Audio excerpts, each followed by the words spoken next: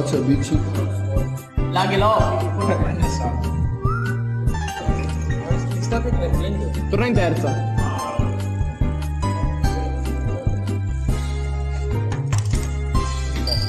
Passa in quarta.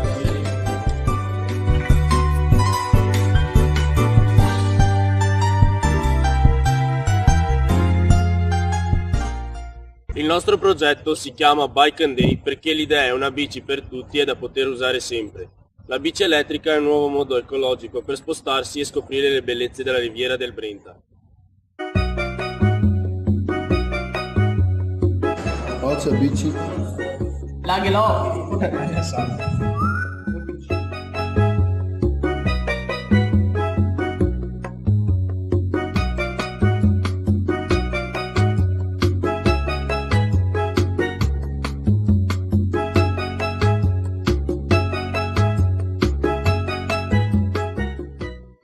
Sono di due tipologie. Nella prima ci sono i clienti residenti come gli anziani, i giovani e le famiglie.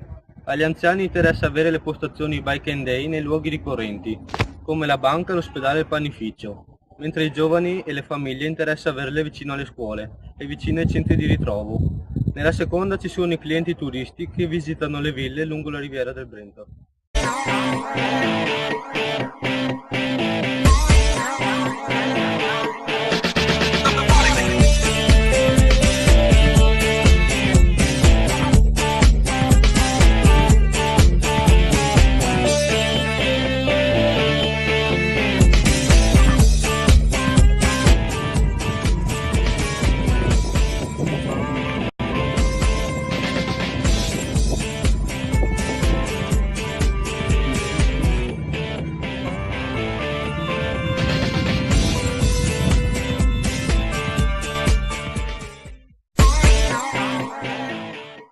Ogni nostra postazione è costituita da griglie portabici da 6 posti, una pensilina con lettore di ricarica per lo sblocco della bici, una striscia LED per l'illuminazione, un caricabatterie e pannelli fotovoltaici.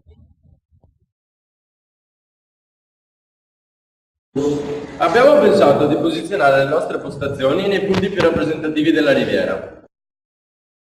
Partiamo da Stra, dove abbiamo posizionato una pensilina in piazza Guglielmo Marconi. Proseguendo si arriva alla postazione di Dolo, in via Giuseppe Mazzina, alla fermata dell'autobus. Poi andando avanti si arriva alla postazione di Mira, in via Nazionale, alla fermata dell'autobus. E per finire l'ultima postazione è a Doriago, in via Venezia, di fronte al... Bike and Day, da oggi la bici è per tutti!